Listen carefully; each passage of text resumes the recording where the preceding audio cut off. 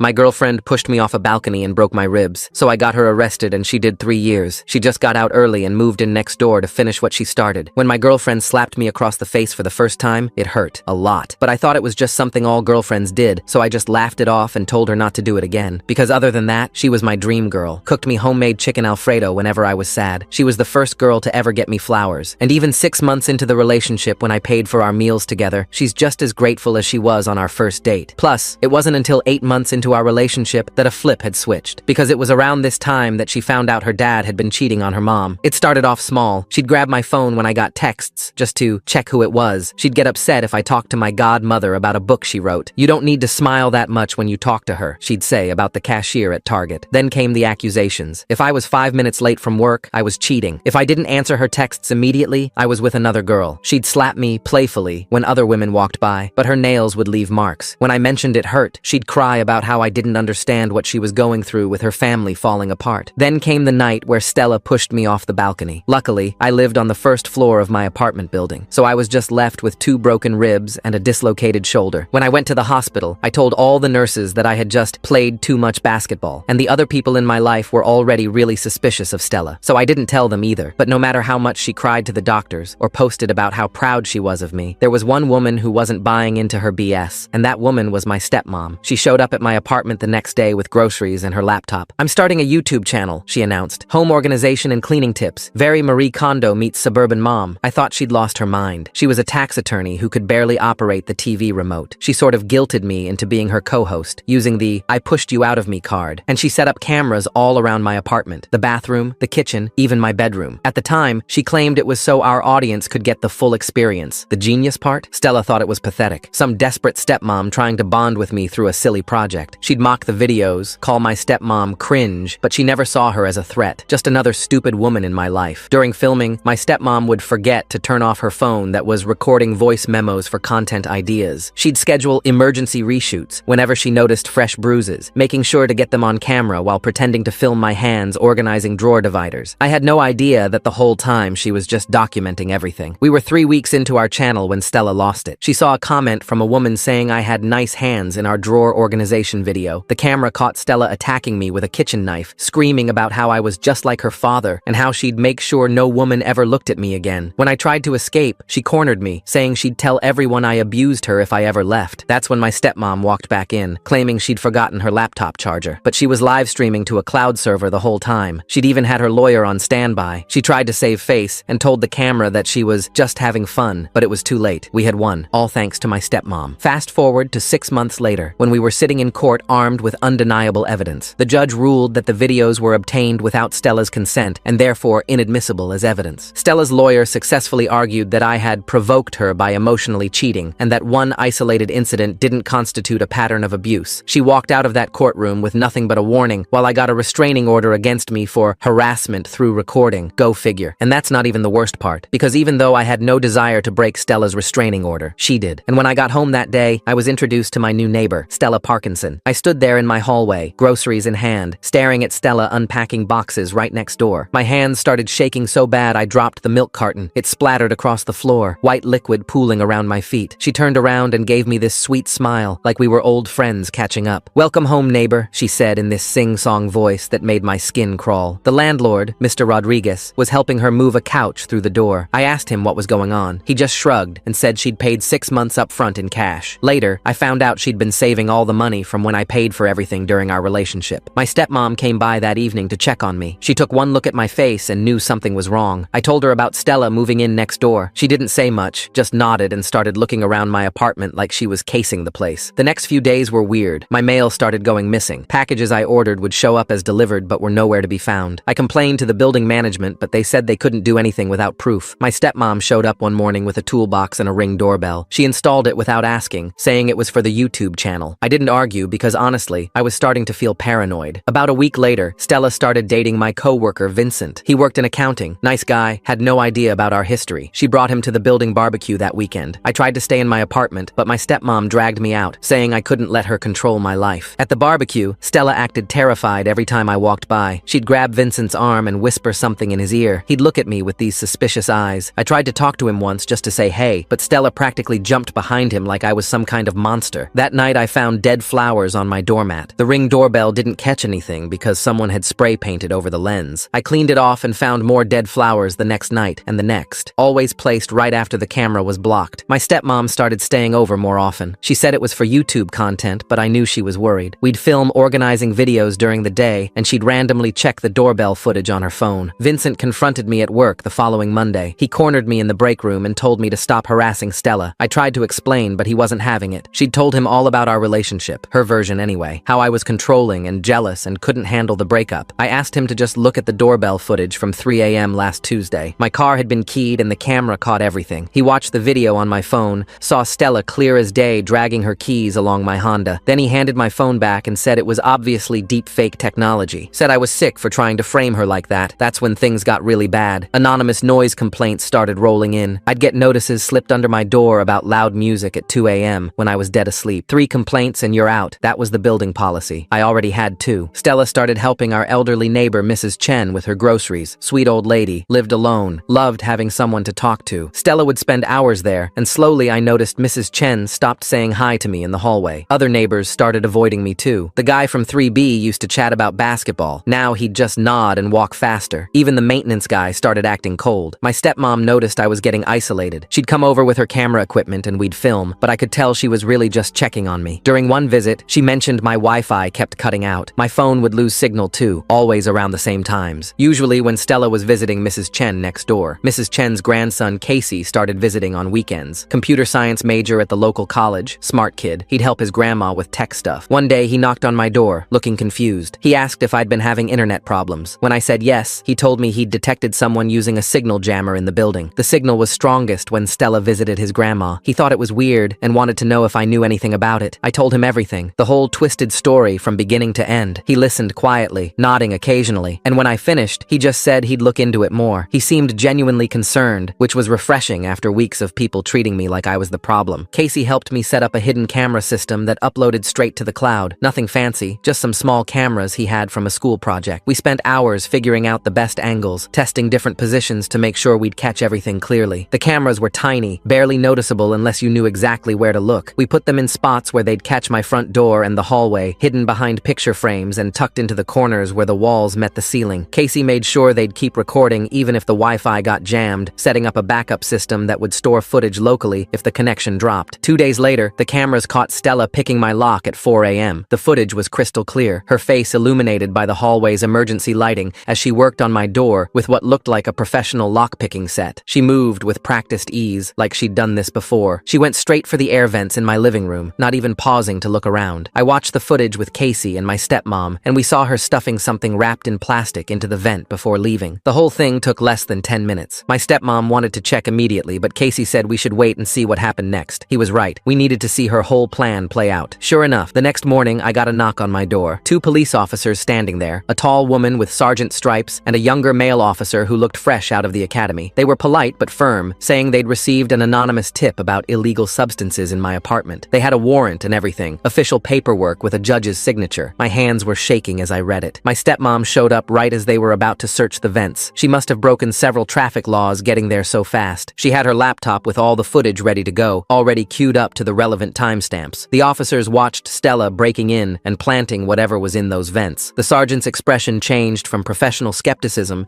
to genuine concern as she watched. They still had to check. Found a bag of pills I'd never seen before, little blue tablets in a clear plastic baggie. But with the video evidence showing Stella planting them during a criminal break-in, they knew I was being set up. The sergeant carefully bagged the evidence and took detailed notes while the younger officer made copies of our footage. They took the footage and said they'd be in touch, giving me their direct numbers and case reference. Stella made bail the next day, $5,000, which she somehow had ready from her trust fund, something she'd never mentioned during our relationship when I was paying for everything. I saw her in the hallway that evening, and she just smiled at me. Not a normal smile. It was cold, calculated, like a predator sizing up prey, like nothing had happened, like she hadn't just tried to get me arrested and potentially ruin my entire life. My hands were shaking again, but I just went inside and locked my door, adding the chain and deadbolt for good measure. That's when she started dating my boss, Brian. Found out through Vincent, who was still convinced I was the bad guy. He told everyone at work that I was harassing Stella so badly that she needed protection, spreading the story during lunch breaks and coffee runs. Brian was this older guy, mid-50s with thinning hair that he tried to hide with expensive haircuts, divorced, always trying to act younger than he was. He wore designer designer jeans to casual Fridays, and referenced memes that were already outdated. Stella probably told him some sob story, and he ate it up, seeing himself as her knight in shining armor. The threatening messages started coming from random numbers. I'd get texts at all hours, 2 a.m., 4 a.m., during important meetings at work. They said things like they knew where I lived, that I'd regret messing with her, that she'd destroy my life piece by piece. Some were more specific, mentioning things about my daily routine that only someone watching me would know. Nice coffee shop you went to this morning. That blue shirt really brings out the fear in your eyes. But every time I tried to trace the numbers, they were already disconnected. Burner phones that she'd use once and toss, probably bought with cash at different stores around the city. My stepmom was basically living at my apartment by then. She'd sleep on my couch with her laptop, obsessing over every piece of footage we had. She'd set up a whole command center on my coffee table. Multiple screens, notebooks full of timestamps and observations, a whiteboard where she tracked patterns. She started noticing things I'd missed. The threatening calls always came when Stella was visiting Mrs. Chen, but Stella's phone would be off or at her apartment, according to the location data we could see from social media posts. She'd post pictures from her couch while somehow also leaving me voicemails. Then my stepmom had an idea. She started visiting Mrs. Chen too, bringing her homemade cookies and chatting about their grandkids. Mrs. Chen was lonely. Her family lived across the country, so she welcomed the company. They'd sit in her living room surrounded by photos of grandchildren, sipping tea and talking for hours. My stepmom learned that Mrs. Chen's husband had passed away 2 years ago, that she struggled with the rent sometimes, that Stella had started helping her with groceries. Mrs. Chen mentioned how nice Stella was, always offering to watch her apartment when she went grocery shopping. My stepmom asked if Stella ever used her landline, and Mrs. Chen said yes. She'd asked to make a few private calls because her cell service was bad. Always when Mrs. Chen was out, always closing the bedroom door for privacy. We had Casey set up a recording device on Mrs. Chen's phone, with her permission once we explained everything. Mrs. Chen's face had gone pale when we showed her the evidence, her hands trembling as she held the photos of Stella breaking into my apartment. She was horrified that she'd been used like that, kept apologizing even though we told her it wasn't her fault. The next time Stella visited and Mrs. Chen went shopping, we got everything. Stella calling from the landline, leaving me threatening voicemails and a voice dripping with venom, even calling my workplace to make anonymous complaints about inappropriate behavior and suspected substance use. Vincent finally started to see the truth when Stella slipped up. She was ranting to him about me during lunch at their favorite sandwich shop, saying things that only someone who'd been in my apartment recently would know, like how I'd reorganized my bookshelf by color instead of author, or gotten a new coffee maker, a fancy espresso machine my stepmom had bought me. She mentioned the Van Gogh print I'd hung in my bathroom, the stack of therapy books on my nightstand. Vincent knew I hadn't let her in, so how did she know? He started paying attention and noticed other things that didn't add up. Times when she claimed to be one place, but seemed to know about events happening somewhere else. The way she'd smirk when talking about my problems at work, like she knew something he didn't. He came to my apartment one night, looking rough. His usually perfect hair was disheveled, his shirt untucked, dark circles under his eyes like he hadn't slept in days. Said he needed to tell me something. Stella had been using his work computer when they hung out at lunch. She'd joke about sending emails from his account. Harmless pranks, she called them. Just little things to mess with coworkers, she'd say with a laugh. But he'd checked his sent folder and found emails to